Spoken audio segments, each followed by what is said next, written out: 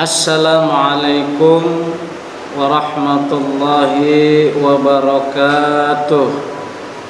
Bismillah, alhamdulillah, asyhadu an la ilaha illallah wahdahu la syarikalah, wa asyhadu anna Muhammadan abduhu wa rasuluhu la nabiyya ba'dah. Allahumma sholli ala sayyidina Muhammadin wa ala alihi wa ashabihi ajma'in. La hawla wa la quwwata illa billahil aliyyil azim. Amma ba'du. Anak-anakku kelas 10 TBSM 1, 2, 3, dan 4, kelas 10 TKJ 1, 2, 3, dan 4 yang Bapak sangat banggakan, yang Bapak sangat cintai. Kita bertemu kembali dalam video pembelajaran mata pelajaran pendidikan agama Islam. Materinya adalah kedudukan Al-Quran sebagai sumber hukum Islam. Kalian tetap semangat belajarnya. Kalian harus tetap jaga kesehatan sehingga kalian nantinya bisa mengikuti video pembelajaran mata pelajaran pendidikan agama Islam ini yang materinya kedudukan Al-Quran sebagai sumber hukum Islam. Jadi pada video pembelajaran kali ini kalian harus mampu memahami kedudukan Al-Quran sebagai sumber hukum Islam. Setelah nanti dalam video ini Bapak menyampaikan materi kedudukan Al-Quran sebagai sumber hukum Islam, kalian semua mampu memahaminya. Al-Quran sebagai sumber hukum Islam memiliki kedudukan yang sangat tinggi. Al-Quran merupakan sumber utama dan pertama. Karena Al-Quran sebagai sumber utama dan pertama, maka semua persoalan yang dihadapi oleh manusia itu harus merujuk kepada Al-Quran, harus berpedoman kepada Al-Quran.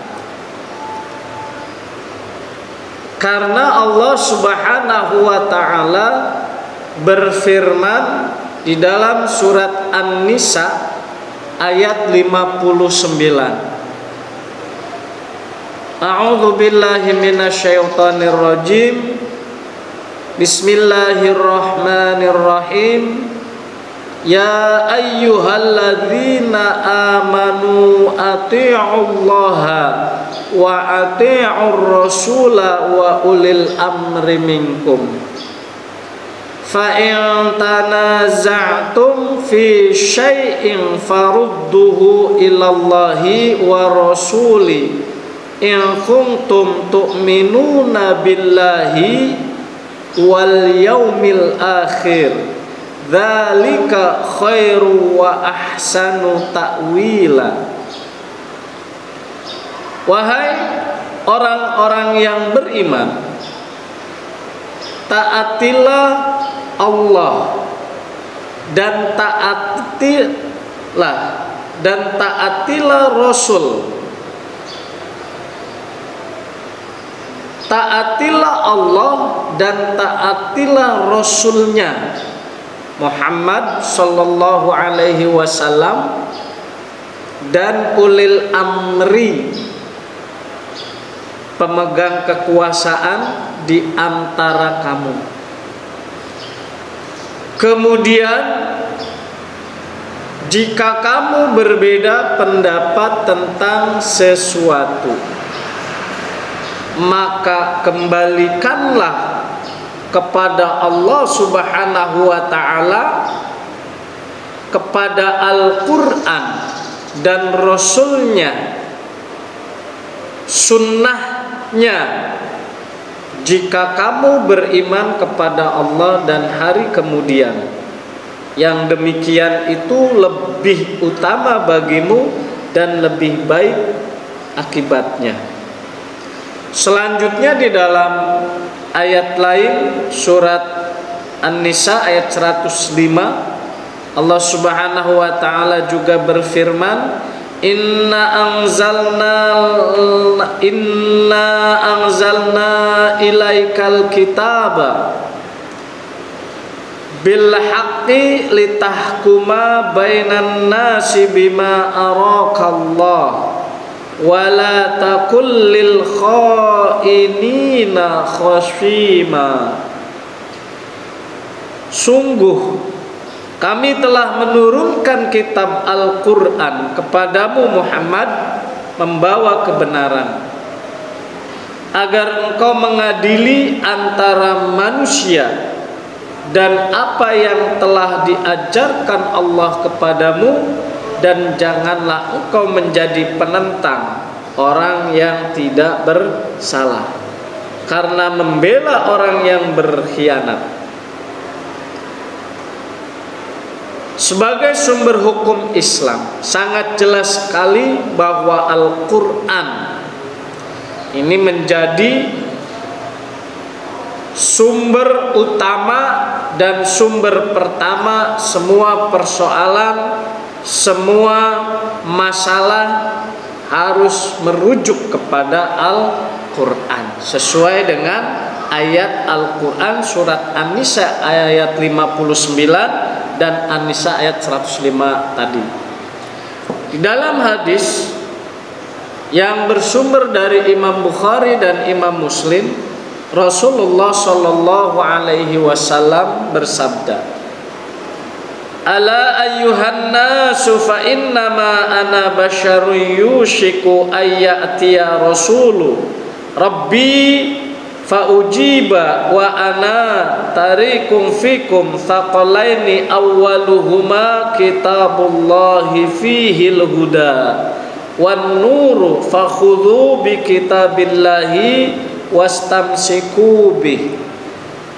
Wahai sekalian manusia, bukanlah aku sebagaimana manusia biasa yang diangkat menjadi rasul, dan aku tinggalkan bagi kalian semua ada dua perkara utama atau besar. Yang pertama adalah kitab Allah yang di dalamnya terdapat petunjuk dan cahaya atau penerang, maka ikutilah kitab Allah Al-Quran dan berpegang teguhlah kepadanya. Berdasarkan ayat Al-Quran tadi, berdasarkan hadis tadi, maka sangat jelas sekali bahwa Al-Quran adalah kitab yang berisi sebagai petunjuk dan peringatan bagi orang-orang yang beriman. Al-Quran sumber dari segala sumber hukum, baik dalam konteks kehidupan di dunia maupun di akhirat kelak. Tapi walaupun demikian, hukum-hukum yang terdapat di dalam kitab suci Al-Quran ada yang bersifat rinci dan sangat jelas maksudnya, dan ada yang masih bersifat umum dan perlu pemahaman mendalam untuk memahaminya. Anak-anak sekalian, itu penjelasan tentang kedudukan Al-Quran sebagai sumber hukum Islam. Kesimpulannya, Al-Quran sebagai sumber hukum Islam memiliki kedudukan yang sangat tinggi, merupakan sumber utama dan pertama untuk semua persoalan kehidupan manusia harus berpedoman kepada Al-Quran. Dan Al-Quran juga merupakan sumber hukum dari segala sumber hukum, baik dalam konteks kehidupan di dunia maupun kehidupan di akhirat kelak. Itu saja dalam video kali ini yang bisa Bapak sampaikan. Semoga bermanfaat untuk kita semua dan untuk tugasnya nanti dalam pembelajaran. Dan Bapak akhiri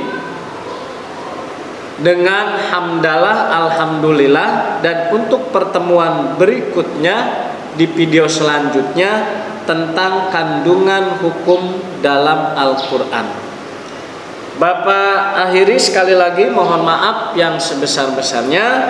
Terima kasih atas perhatiannya.